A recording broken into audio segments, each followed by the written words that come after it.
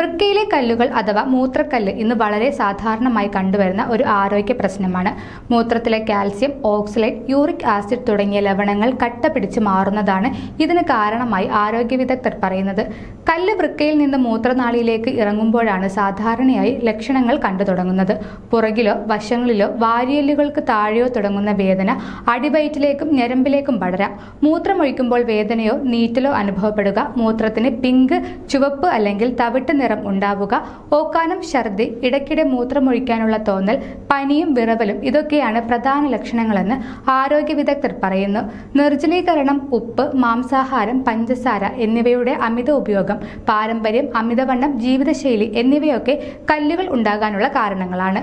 വ്യായാമക്കുറവും ശരീരഭാരം കൂടുന്നതും ഈ സാധ്യത വർദ്ധിപ്പിക്കുന്നു. വൃക്കയിൽ കല്ലുകൾ വരുന്നത് തടയാൻ പ്രധാനമായും ഭക്ഷണ രീതിയിലും ജീവിതശൈലിയിലും മാറ്റങ്ങൾ വരുത്തേണ്ടത് പ്രധാനമാണെന്ന് ആരോഗ്യ വിദഗ്ധർ പറയുന്നു.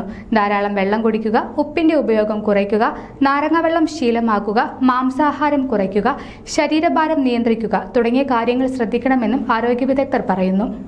കൂടുതൽ ആരോഗ്യ വാർത്തകൾക്കായി ഡോക്ടർ ലൈവ് TV സബ്സ്ക്രൈബ് ചെയ്യുക. Stay healthy.